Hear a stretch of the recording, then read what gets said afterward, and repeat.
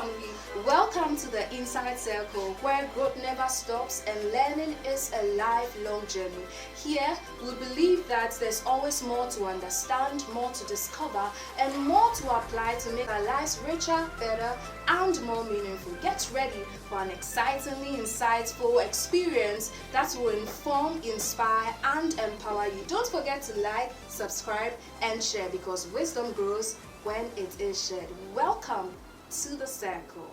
Hello, this is episode 3 of our ongoing physiotherapy awareness program. I know you have learned a lot. I have too. It has been great. It has been insightful, as the name of our channel suggests. And in this video, just as any other profession, there are some specialized areas, and physiotherapy is no exception. So here in this episode, we are going to find out from our guests what some of these specialized areas in physiotherapy are. And as you already know, our guest remains Mr. Da Silva Nana Etiba. The name is just so nice, like it's so nice to pronounce. So I'll quickly want to go to our guest. So what are some of the specialized areas that we can think of when it comes to physiotherapy? Right, as you rightly said, just with every field of medicine, we have specialties, right?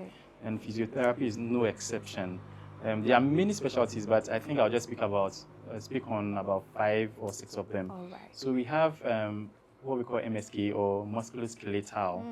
This type of physiotherapy specializes in things relating to muscle, bones, and joints. So for example, someone comes with an arthritis in the knee, that's an MSK condition. Someone comes with pain, low back pain, that's an MSK, because there's muscle, ligament, and then those soft tissues in the bones, right? So that's one field. There's a whole specialty on its own.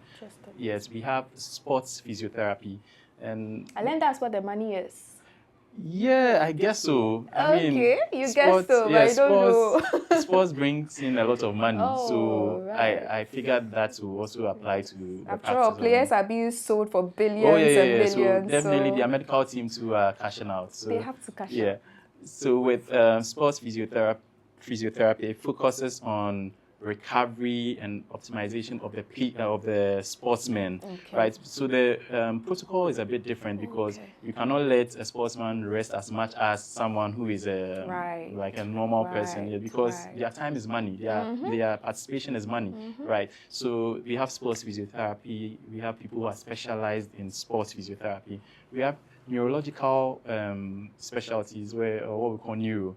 And this has to do with more neurological conditions like the strokes, like we have other conditions like Parkinson's, many other neurological conditions that has to do with function as related to the neurological system, like your nervous system, right? So then we have not to cut you, just to keep our viewers abreast.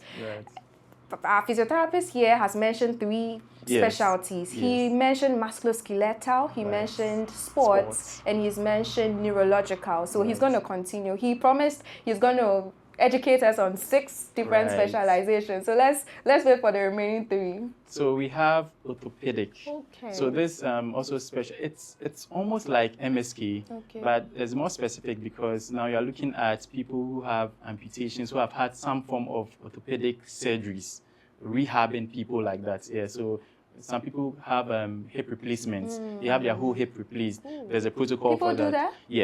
Yes. People even have their knees replaced. Yes. So that is also different. So we have rehab for that, so that people who have had their hip replaced or joints replaced can also come back to normal function as though they were their original joints. So that was 4, right? Yes, please. The 5th one I'll talk about is pediatric physiotherapy. So this focuses on kids. We were talking earlier in the earlier episode about kids who come out, they call them water children. So kids also come with different kind of conditions. I'll just educate the audience on a few. For example, there's one we call Erb's palsy. Usually this happens when the child has broader shoulders during delivery. So you have kids that come out and their hands are kind of turned in. People are confused about it. Is the hand spoiled and all that? That is just an injury to the brachial plexus. And we have physiotherapy measures that helps. We have clients that you see today and you don't know we're born with Erb's palsy. Yes, but also it also depends on the severity. Some people, there's nothing much you can do. We have a few cases where we had to even send to India for nerve repair. Yes, and we are doing rehab for them now. So yeah, we work closely with some of the Indian hospitals for some of the cases that need interventions. Yeah. So then we have the cerebral palsy. We have kids that have what we call developmental delay. So these are kids that do not meet the milestone at the time that you expect them to. So like there's time for a child to be sitting on his own or her own. And when you put the child down, the child falls. That's a problem. As early as by 3 months, you should expect that your child should have proper neck control, be able to turn a bit and all that. But you have a child who's at 3 months cannot maintain his neck or the posture of his neck. So some of these kids, we have to guide them through these milestones. So it's not like they have a problem, not all the time. Sometimes it cannot be diagnosed. There's no reason why. So it just happens. Other times it may be linked to other conditions. But in any case, we will do what we have to do to guide them to go through that process. When it's time to stand, then so if you're out there and you have any child, because I see children on the streets, their parents just leave them there because they're supposedly water children and all of that. But as our physiotherapist is saying, physio can help. Physio can help. So don't just leave the children so that their future just goes down the drain and all of that. Physiotherapy can help with a wide range of conditions we just do not know about. Well, you've mentioned 5, so you still owe us 1 more. So what's the last one? Okay, we have geriatric physiotherapy. Interesting. So there's physiotherapy that focuses on older people because older people have their own needs, right? For example, older people are more prone to fractures from falls. They are more prone to balance issues. I think it's something we may talk about. There's something called sarcopenia. I'm sure we'll talk about that later when we are talking about aging. Right? We have sometimes they have balance issues. They have cognitive issues. Right? So when we talk about people with Alzheimer's and Parkinson's, dementia, right? So we have protocols for people like that too. So I think I've done well by giving you 6 good areas. But I'm sure there are more. But he has done so well. 6 good areas. Just as a top up, I know in the introductory part of this video, I mentioned that we are just going to look at the specialties when it comes to physio. But I just want to add a top up question, just because he mentioned the whole thing about surgeries and all of that. So how does physiotherapy help in post-surgical recovery? So people have had their surgeries, maybe a fracture, some CS women and all of that. How does physiotherapy really help them to recover better? Right. The brain is a very funny organ because it's so easy to lose function without knowing.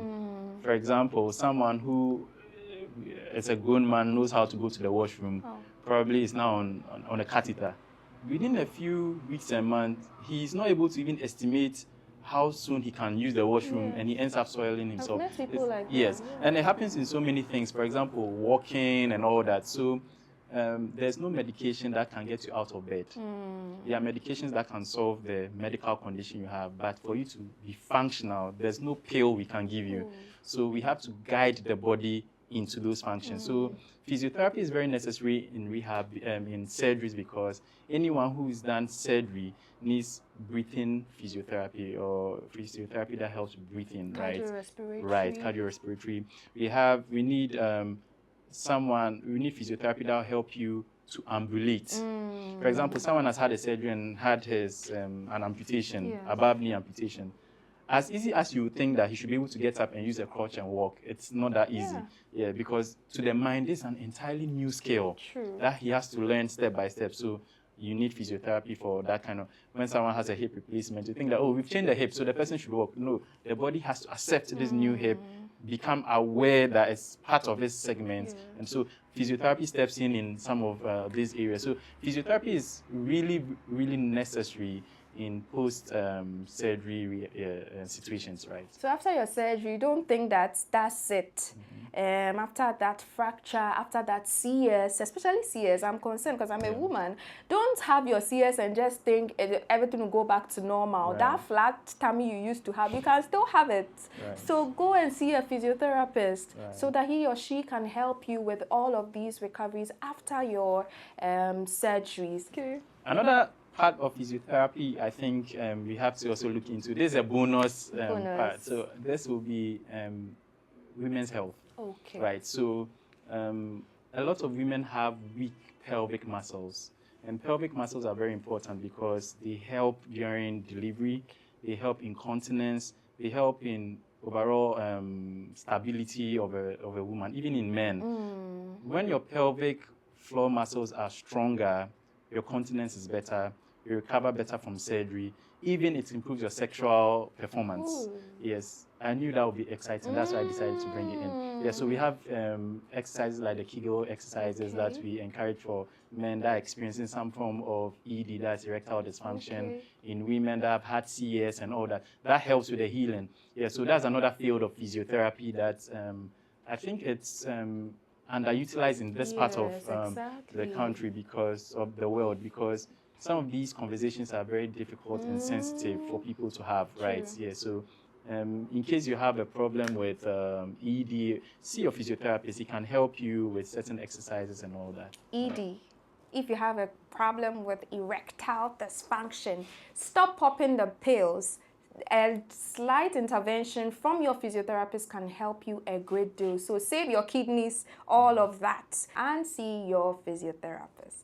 It's been an exciting episode. Thank you so much for joining. We'll catch you on our next episode. So do all to like, do all to subscribe, do all to comment, and see you. Bye.